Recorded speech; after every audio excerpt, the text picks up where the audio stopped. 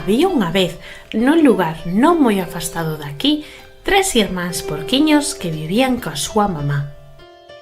Un día, a mamá xuntounos e díxolles: «Xa sodes maiores, debedes buscar un lugar para vivir e construir a vosa propia casa.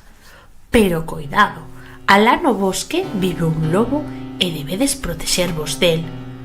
Os 3 irmáns porquiños marcharon da casa un pouco tristes por deixar a súa mamá, pero tamén contentos porque por fin poderían vivir cada un na súa propia casa. O primeiro porquiño, o máis perguiceiro dos 3, fixo a súa casa con palla, rematou a xiña e deitouse a descansar.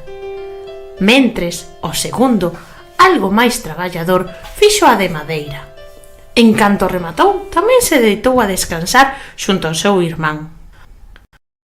Mira o noso irmán, traballando e traballando, cando podería estar descansando con nós. Si, as nosas casas son tan válidas como a del. O terceiro porquiño, o máis traballador de todos, fixo unha forte casa de tixolo, con moito esforzo. Se ven o lobo, veredes quen foi o máis responsable dos 3. De súpeto, do máis profundo do bosque, sentiron un ouveo.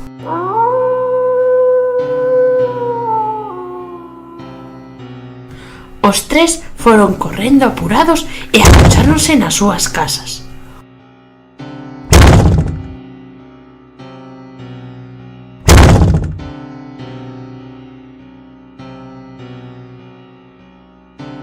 O lobo foi petar a casa de palla. Abre a porta, déixame entrar. Non penso deixarte entrar. Soprarei, soprarei e a tua casa derrubarei.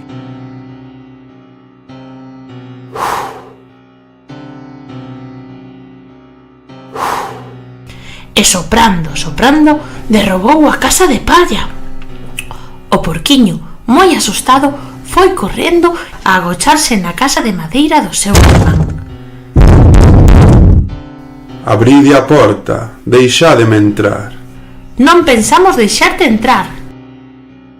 Pois soprarei, soprarei e a vosa casa derrubarei.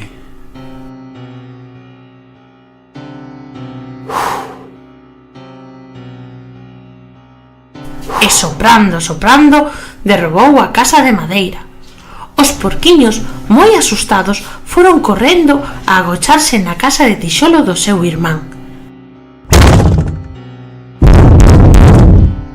Abride a porta, deixádeme entrar.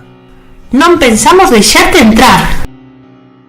Pois soprarei, soprarei e a vosa casa derrubarei. Pero a casa era moi forte e resistente. O traballo do porquiño notouse e o lobo non conseguiu derrubala. Mirade, foi buscar unha escada, de seguro que ha de querer entrar pola cheminea. Pero o porquiño máis responsable colleu unha pota chea de auga e puxo ao lume. Cando o lobo conseguiu baixar pola cheminea, queimou o cu na pota e saiu correndo dali.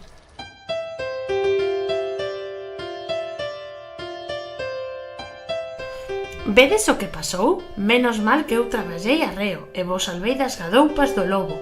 Non podedes ser tan preguiceiros. Os 2 irmáns aprenderon a lección e esforzáronse moito ata construir cada en súa casa de tixolo, tan fortes que o lobo nunca máis os molestaría.